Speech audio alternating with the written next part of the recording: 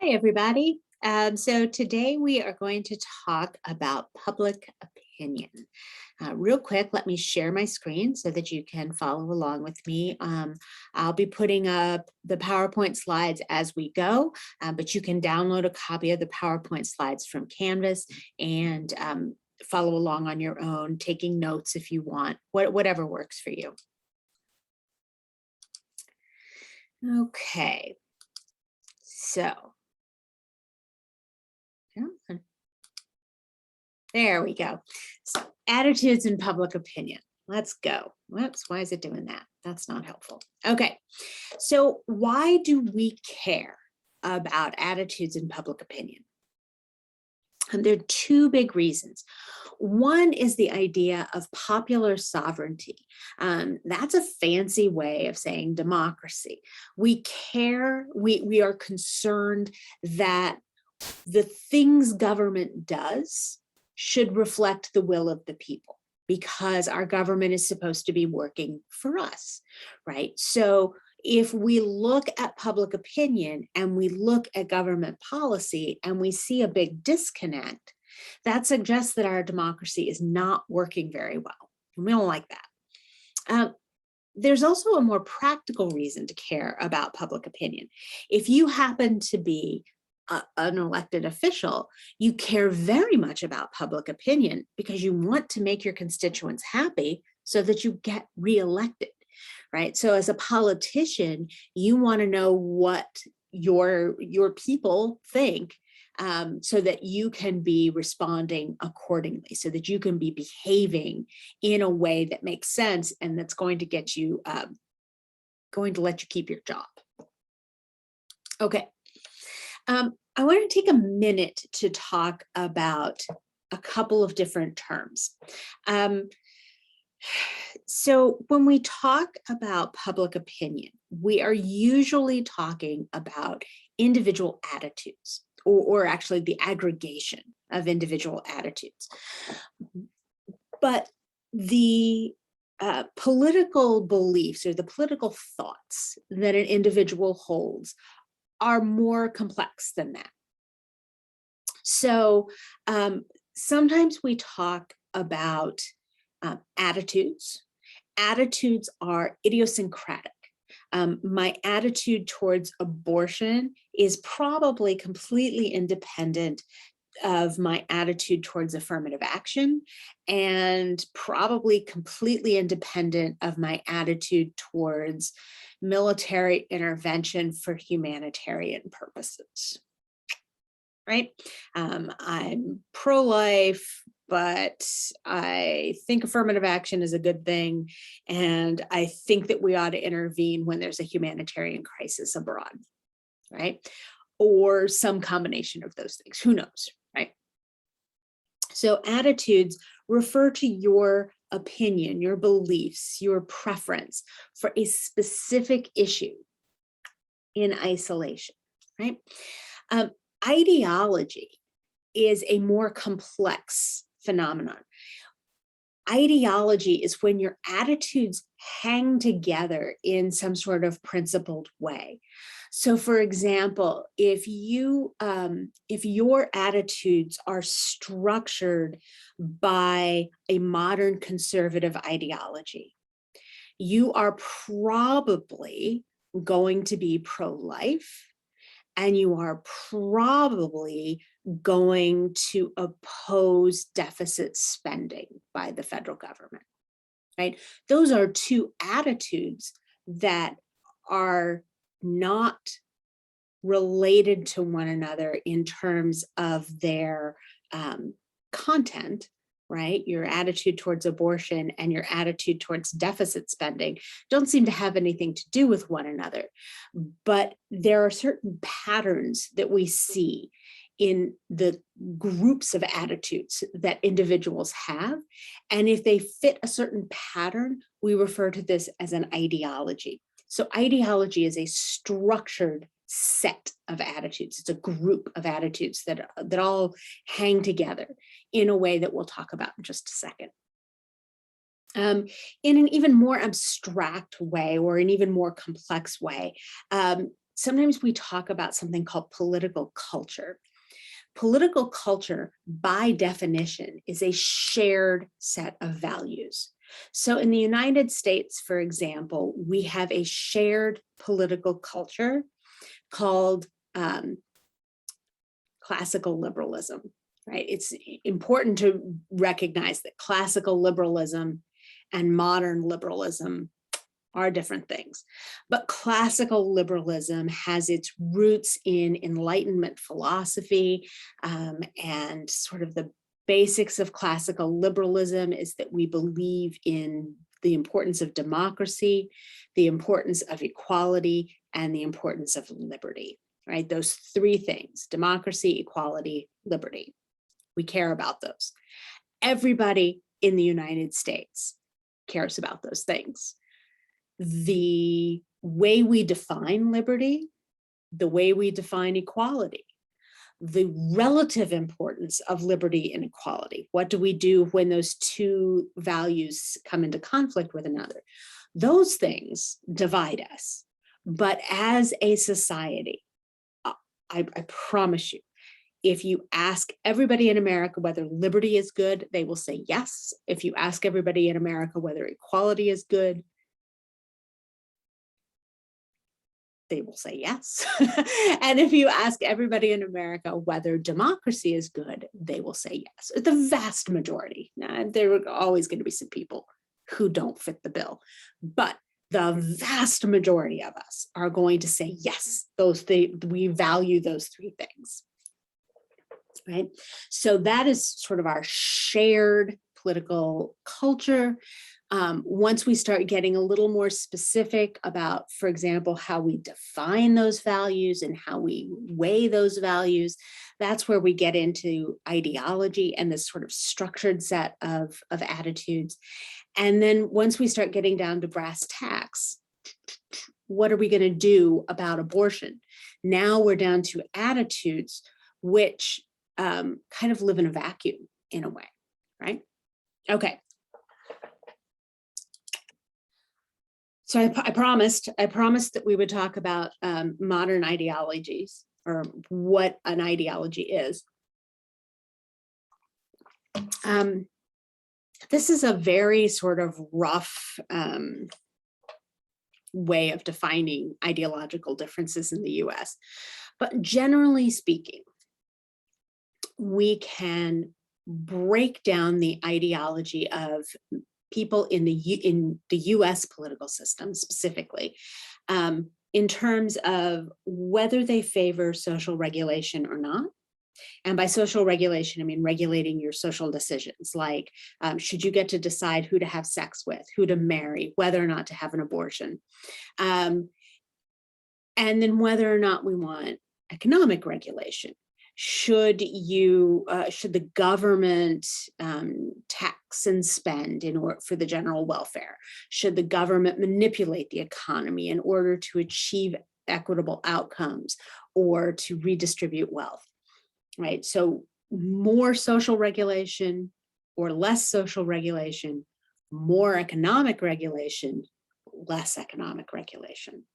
So you're probably most familiar with these two squares, these two cells in our table. Modern liberal ideology, which is generally speaking the ideological position that is embodied, I guess, in the Democratic Party. The modern liberal ideology says that the government should be less involved in your personal life, but should absolutely be regulating the economy, should be taxing and spending for the general welfare, should be imposing trade barriers to protect domestic manufacturing, should be regulating the environment, right? These sort of economic regulations are good. Regulations of individual decision-making, bad. That's the modern liberal ideology.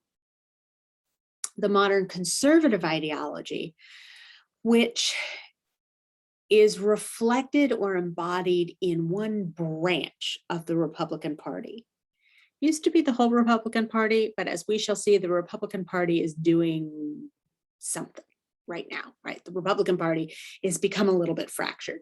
But in, say, the 80s, the Republican Party pretty much universally held the modern conservative ideology, and that is that social regulation is actually good. Enforcing social norms and moral values like protecting the traditional family by prohibiting abortion, those sorts of decisions the government should be making. They should be sort of protecting the moral health of our society through the regulation of individual decisions. But the government should stay the heck out of the economy, because the economy does better if the government stays the heck out of it, right? So taxes should be low. There shouldn't be a minimum wage, or if there is a minimum wage, it's going to be very low. We shouldn't be imposing environmental restrictions on businesses because that hurts them economically, et cetera. You may be less familiar with these other two cells. The libertarian ideology, the libertarian ideology is actually relatively strong in Texas, relatively, compared to other states. Libertarian ideology is actually most closely related to classical liberalism, and it recognizes that the government should just be small. Right? The government should not be involved in regulating the economy. The government should not be involved in regulating individual decisions. The government should just do the minimum, keep us from dying. And beyond that, everything else should be a matter of individual choice.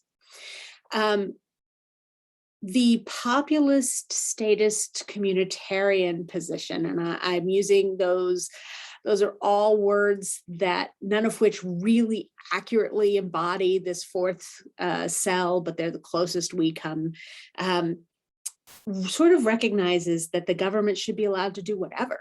In the US, this takes the form of primarily of populism, the idea that as long as the government is following democratic norms, right, as long as we are popularly electing our officials, what those people do is up to them, right? If the government wants to regulate the economy and the government wants to regulate individual decision-making, awesome, right? As long as our officials are elected in a democratic way.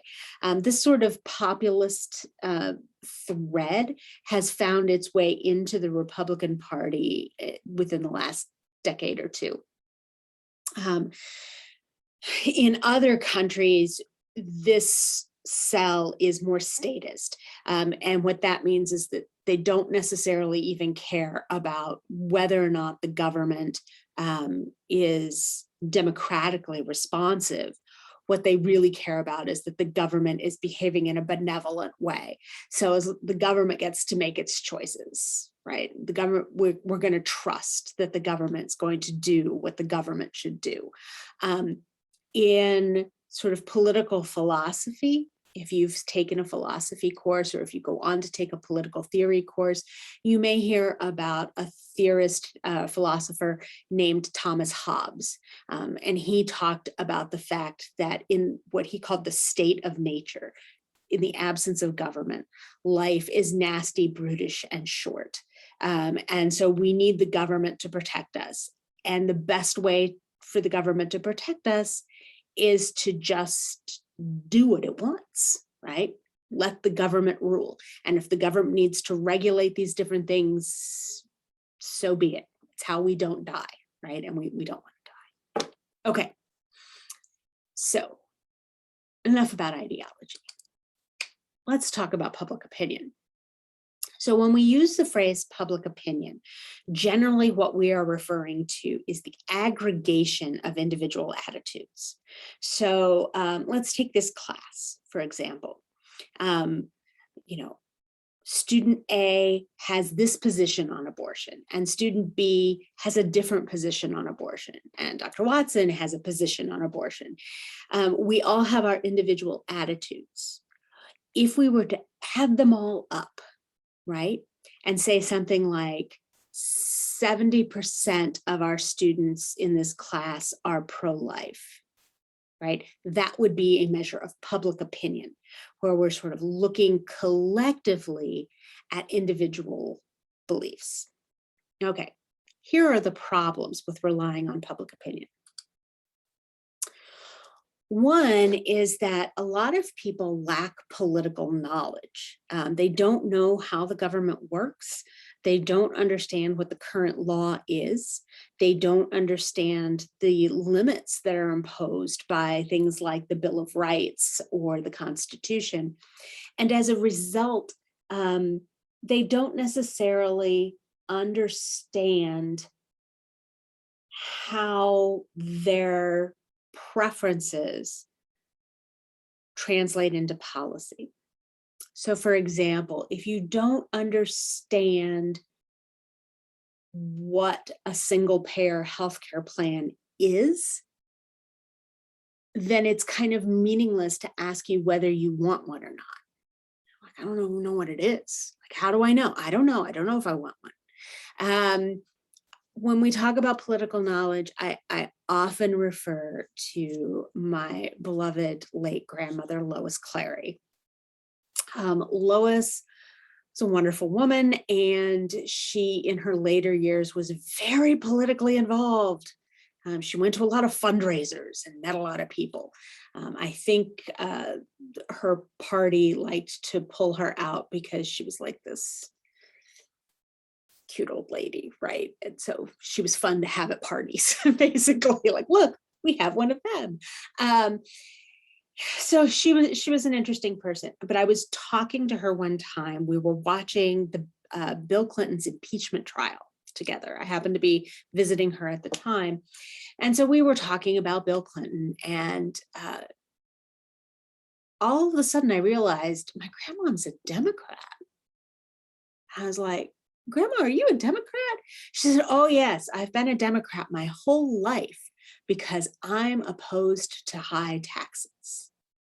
And I thought, oh, Grandma, you have been making the wrong decision your entire life. Like, that's the wrong party.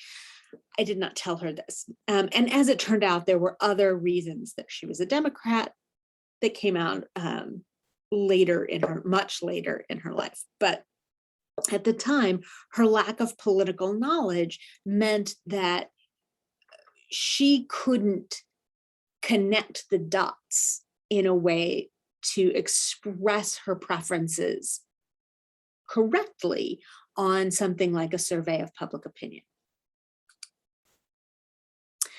Another problem of relying on public opinion is that for a lot of individuals, their attitudes are not ideological. They don't hang together in those expected patterns, right? The reason this is potentially problematic is that a lot of politicians assume that their constituents follow these predictable patterns. So they say, oh, look at all of the people in my district who favor healthcare reform. They must be liberal, so they must also be pro-choice, right? So they make those connections, those inferences. They assume that a certain set of attitudes go together, when in fact, for a lot of people, they don't. Our attitudes are very idiosyncratic.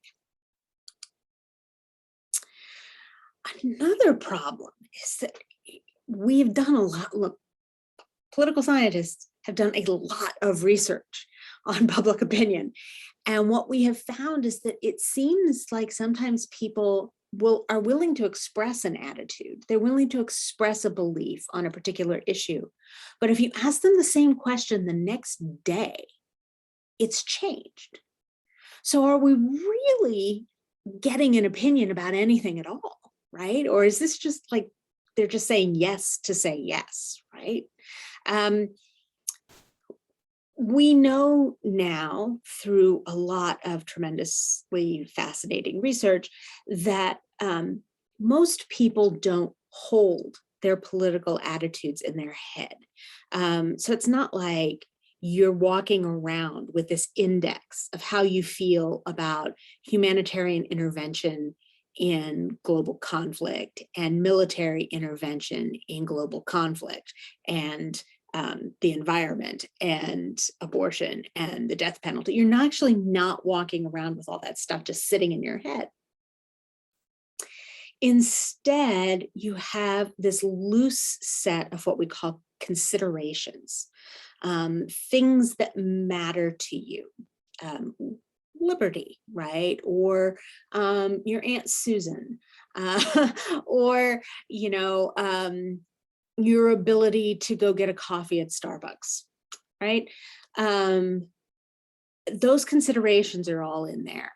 And when somebody asks you a question about something like abortion, what you do is something called top of the head thinking, meaning you kind of reach down into this bucket of considerations and you pull out the stuff that's on top and you spin that together and it comes out as an attitude. So let's take an example. Let's say your Aunt Susan had an abortion 10 years ago because she had a non-viable pregnancy. If someone asks you how you feel about abortion, you may say, oh, I'm generally pro-life. But if you just talked to your Aunt Susan and Aunt Susan's experiences are now at the top of your bucket of considerations. And then when somebody asks you about abortion and you reach in, loving Aunt Susan is at the top of the pile. And suddenly you feel a lot more sanguine about the possibility of abortion, right? Because you know Aunt Susan had this procedure and you love your Aunt Susan and you just talk to her, so you're thinking about her, right? So we know that attitudes seem to shift from day to day, and that seems very problematic. But in reality, it's because our attitudes are loose, right? They're kind of like rattling around in our brains. And something as simple as what we had for breakfast this morning or getting that email from Aunt Susan can change your attitudes at any given moment. The last issue that we have with public opinion is that it's very difficult to measure public opinion in a reliable way. Sorry, I'm trying to keep my light on. I know it's about to go off. Okay. And we'll talk about measuring public opinion in a minute. But here's the thing. We've also done a lot of research that suggests that using public opinion is not as bad as it may seem. First, there's a phenomenon called the miracle of aggregation. Sounds fancy, right? Two scholars, Page and Shapiro, started talking about this idea of the miracle of aggregation. If you've ever watched that show, Who Wants to Be a Millionaire, right? And they have the lifelines, they're asking you these trivia questions and you have like these lifelines that you can choose. Hands down, the best lifeline is ask the audience. Because no matter what the question is, probably a majority of people in the audience know the answer.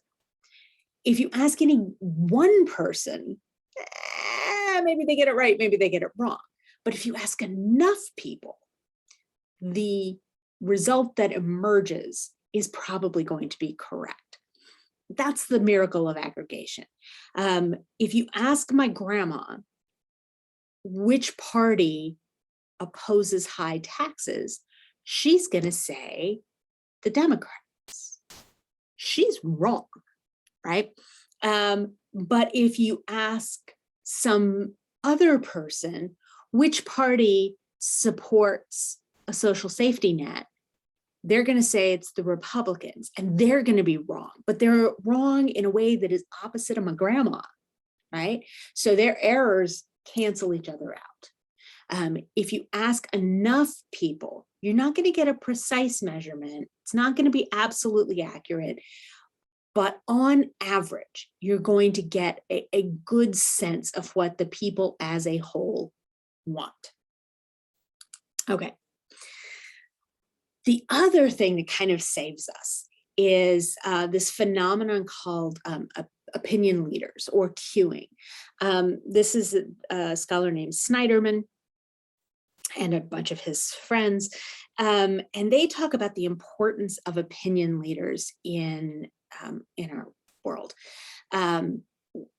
He's off the air now, but one of my favorite opinion leaders to talk about is Jon Stewart, who hosted The Daily Show for many, many years.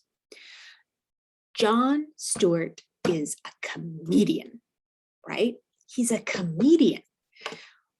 But there are a lot of people who followed Jon Stewart, who later followed Stephen Colbert and John Oliver, also comedians. And they sort of see in this opinion leader somebody who shares their beliefs. So when Jon Stewart says this is a bad policy, you believe him.